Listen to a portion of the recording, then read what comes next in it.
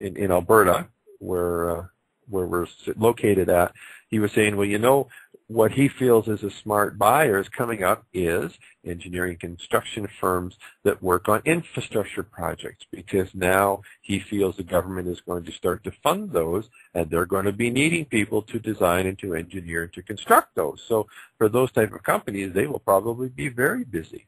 So there is positive things out there. As I said, you know, on the last couple of shows, I've said, you know, sometimes, yes, we have to look for them, but they are there. And I think if we put ourselves in that positive mindset, then we will start to see them. Oh, one thing I wanted to mention on our I choose to not participate in a recession. That's our slogan on our website, and we actually have designed a T-shirt. So if you go there, if you wish, you can purchase one of those as well, and sort of add your voice to ours, and simply saying we choose not to participate in a recession. And really what we mean by that is we choose not to be in resonance with that mindset. And that leads me to my first teaching, if you will, of this evening. And this is one of the things that I've actually began to start our Reiki certification weekends with, this illustration. And it starts with something that every one of us interacts with every single day, and that is electricity. And we are going to talk about, and this is fairly basic electrical theory, but we are going to talk about a transformer. And if it were not for transformers, depending on where you're at and what time zone you're in, there wouldn't be any lights. And actually, the power that runs your computer would not be there without these devices called transformers. Now, at their root basic level, all the transformer is one coil of wire that's in proximity or close to another coil of wire.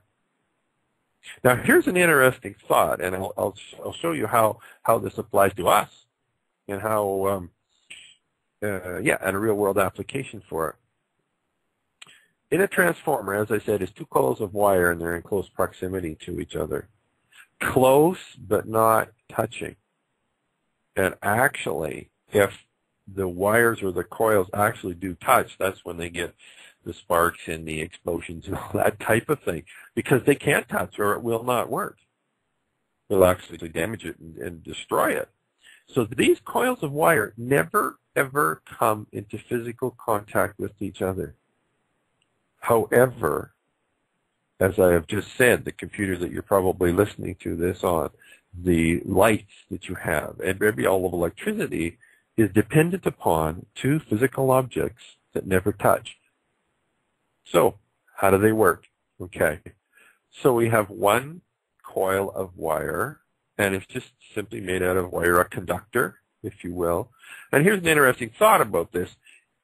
Until you place energy to that coil of wire, it is nothing more than a coil of wire. Dormant, if you will, inert.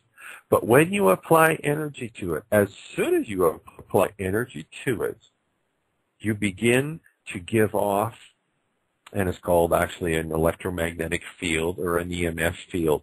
You give off a resonance. It's actually, as it said, electromagnetic energy that's coming off of that coil. And you can flavor that energy depending on the amount of current that you flow through it, the amount of windings in the coil, the size of the conductors in the coil, a whole variety of different parameters you can change that will change that energy field, that resonance field that it gives off. And if you can measure that, it actually, probably the best way I can explain it is it looks like a donut. And so the energy fields sort of start from the coil and then they go out around in a circle. And so it's like the coil is actually the center of the donut and then the energy waves go around it. Okay. Then we have the second coil that we put in close proximity to the first one. Now remember, they don't ever touch.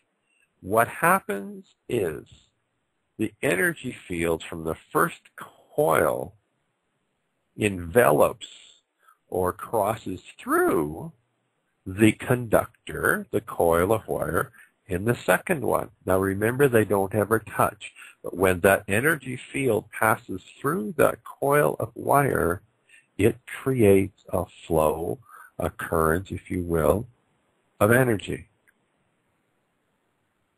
And so, without ever physically touching, the energy field from the first one will create an energy field in the second one. Okay, so now let's relate that to ourselves. There's a really interesting website that I would encourage you to go to if you have time, and I'm just going to go to the chat room and I'm going to type it in, and it's www.heartmath.org.